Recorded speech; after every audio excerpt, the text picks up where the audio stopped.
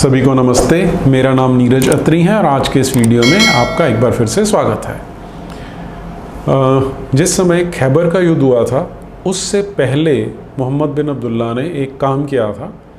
तब तक इन्हें लगने लग गया था कि इनकी संसार में बहुत ज़्यादा नाम फैल चुका है।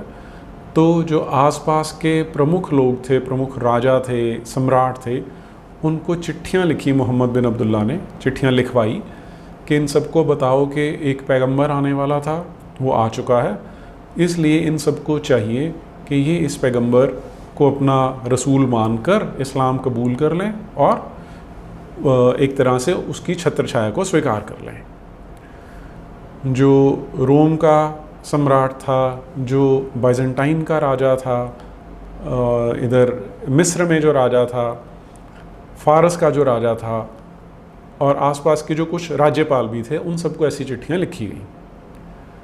और जैसा कि उम्मीद थी, मैक्सिमम राजाओं ने इसका जवाब देना भी ज़रूरी नहीं समझा।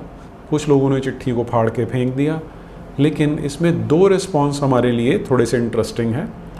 इनमें से एक है, जो मिस्र में उस समय राज कर रहा था, उसे गवर्नर कहा जाता है, मकोकास नाम था उसका। इसका जो रेफरेंस मैं ले रहा हूँ वो है जो अल रहीक अल मखतूम है, ये किताब लिखी थी सैफुर रहमान मुबारकपुरी ने, वो इसमें उल्लेख करता है। सैफुर रहमान मुबारकपुरी पेज नंबर 222 और 223 पर बताते हैं कि मोहम्मद बिन अब्दुल्ला ने जो उसे चिट्ठी लिखकर भेजी थी, उसमें कहा था कि मैं पैगंबर बन चुका हूँ और तुम भी इस्लाम को कबूल कर लो, और अगर तुम ऐसा करने से मना करते हो तो जितने भी कॉप्ट्स हैं, कॉप्ट वहाँ के लोग हैं, उन्हें कॉप्ट कहा जाता है, कि उनके ऊपर जो मुसीबत आएगी उसके लिए तुम जिम्मेवार हो गए। तो वो थोड़ा सा डिप्लोमेटिक आदमी था। उसने जो उत्तर दिया वो क्या है? Peace be upon you, I have read your letter and understood its contents and what you are calling for. I already know that the coming of a prophet is still due, but I used to believe he is going to be born in Syria. I am sending you as presents 2 maids who come from noble Coptic families, clothing and a steed for riding on. Peace be upon you. तो जो मकोकास है वो मोहम्मद बिन अब्दुल्ला को एक चिट्ठी लिखता है। उसका टाइटल भी यही है, मकोकास से मोहम्मद बिन अब्दुल्ला के लिए। और उसमें वो कहता है कि तुमने जो लिखा है वो मैं पढ़ चुका हूँ। मैं जानता हूँ कि एक पैगंबर आने वाला है, लेकिन मेरी जो सूचना है कि ये पैगंबर सीरिया में से आएगा, तो तुम्हारे लिए मैं एक गिफ्ट भेज रहा हूँ, तोहफ़ा भेज रहा हूँ, जिसमें 2 लड़कियाँ हैं जिन्हें तुम यूज़ कर सकते हो, कुछ कपड़े हैं और एक सफ़ेद रंग का गधा है या खच्चर है जो तुम्हारे लिए एक तोहफ़ा है। तो ये जो 2 लड़कियाँ भेजी गई थी, इनमें से एक का नाम था मरिया और दूसरी का नाम था शिरीन। दोनों बहनें थीं और मरिया ज़्यादा सुंदर थी। तो जो ये रहमतुल आलमीन है पैगंबर साहब मोहम्मद बिन अब्दुल्ला, वो क्या करते हैं कि जो मरिया है उसे अपने पास अपनी ग़ुलाम, अपनी लौंडी बना कर रख लेते हैं, और जो दूसरी शिरीन, उसको तोहफ़े के रूप में इनके पास एक कवि था हसन नाम का, उसे दे देते हैं। तो इसका अर्थ हुआ कि अब ये जो हज़रत पैगंबर मोहम्मद साहब हैं, इनके हरम में 8 पत्नियां हैं और 2 लौंडियां हैं। एक रेहाना नाम की जो यहूदी लौंडी थी, और दूसरी ये है जिसका नाम मरिया है, जो कॉप्टिक है।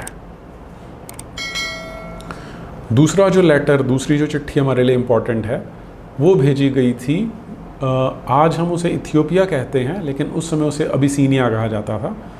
अबिसीनिया का जो राजा था, अंग्रेज़ी में उसे नेगस लिखा जाता है, अरबी भाषा में उसे नजाशी लिखते हैं, उसे भी एक चिट्ठी लिखी थी। आपको अगर ध्यान हो कि जिस समय मोहम्मद अभी मक्का में थे, उस समय इनके कुछ चेले वहाँ से शिफ्ट करके अबिसीनिया चले गए थे। फिर कुछ लोग वापस आ गए थे, लेकिन अभी भी लगभग 50-60 लोग अबिसीनिया में ही रह रहे थे। तो इसने वहाँ पर 2 चिट्ठियाँ लिख कर भेजी थी। पहली चिट्ठी वही थी कि मैं पैगंबर बन चुका हूँ, मुझे कबूल करो, अल्लाह को कबूल करो, उसके अलावा किसी और को तुम अगर इबादत करोगे तो तुम गलत करोगे, और अगर मुझे नहीं मानोगे तो तुम्हारे ऊपर जो मुसीबत आएगी उसके लिए तुम जिम्मेवार होगे। तो इस पे उसने कोई ज़्यादा ध्यान नहीं दिया। जो दूसरी चिट्ठी थी उसमें इसने क्या लिख के भेजा था वो हमारे लिए इंटरेस्टिंग है। अब इस समय पर जो मक्का वासी थे, जो कुरैशियों का लीडर था, उसका नाम था अबू सुफियान। अबू सुफियान की एक बहुत सुंदर बेटी थी जिसका नाम था हबीबा। हबीबा और उसका जो पति था वो पहले मुसलमान बन गए थे और अबिसीनिया शिफ्ट हो गए थे। वहाँ पर जो हबीबा का पति था वो क्रिश्चियन बन गया था और कोई बीमारी की वजह से वहाँ पर मर गया था। तब ये हबीबा अभी मुसलमान है और विधवा है। तो दूसरी चिट्ठी में इसने लिख के भेजा था कि ये जो हबीबा है तुम इसकी सगाई मेरे साथ कर दो, और उसने वही काम किया।